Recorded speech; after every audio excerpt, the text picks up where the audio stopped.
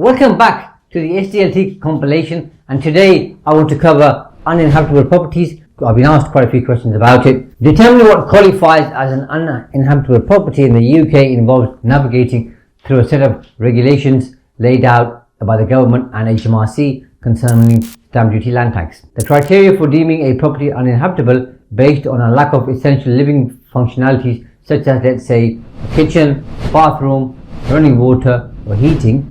These factors play a crucial role in determining if a property is habitable according to HMRC. However, the classification of being uninhabitable isn't always that straightforward. It's important to know that being uninhabitable differs from the issues that simply require minor repairs or cosmetic renovations. Now, of course, if you're applying for a mortgage and you don't have a kitchen, the term uses it's uninhabitable. That's for mortgage purposes. The test here is higher and different. Properties in need of basic refurbishment still fall under the category of habitable, thereby incurring the usual stamp duty land tax. Now let's look into the specific examples outlined by HMRC that could render a property uninhabitable. The presence of asbestos.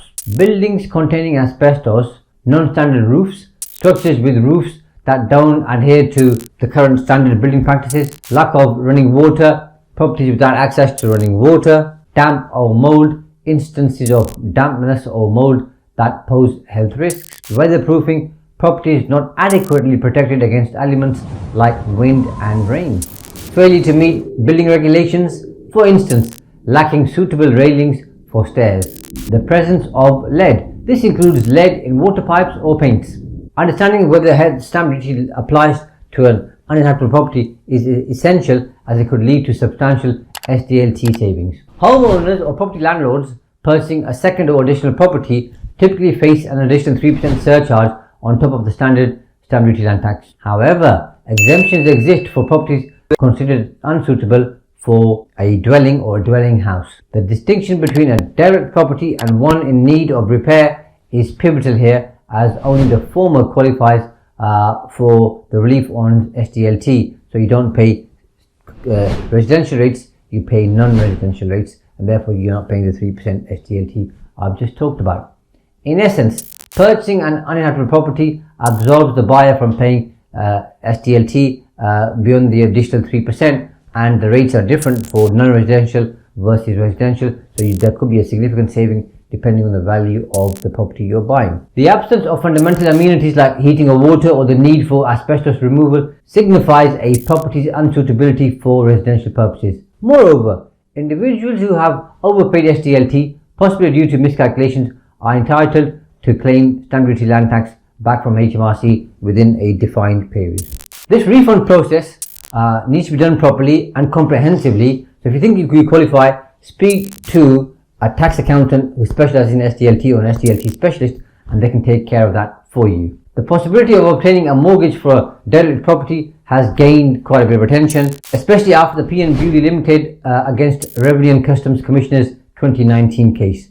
This legal battle shed light on the potential exemption from SDLT if a property was deemed uninhabitable at the time of purchase. However, securing a mortgage for such properties can be intricate, and that's not my area of expertise, so I won't be going into that. Speak to a mortgage broker or a bank or a lender. While many lenders may reject applications for derelict properties, some institutions specialize in financing for such properties.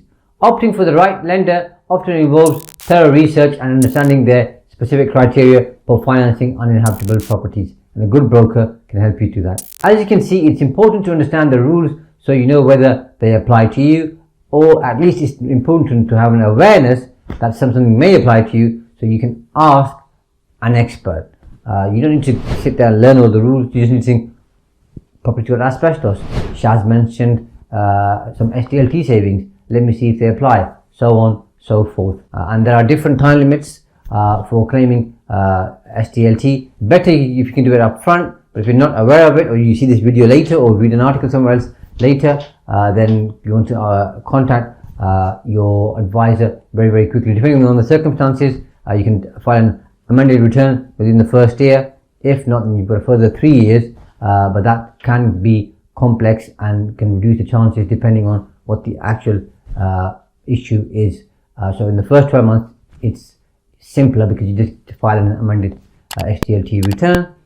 We can take care of that for you. If you want to do that, contact us and we'll talk to you, we as in me and my team. If you have any questions, which you might do, in the comments below, I'll answer every single one. If you like the video, click like so I know this content's useful, and click subscribe so you're updated with all the content that gets posted every single week.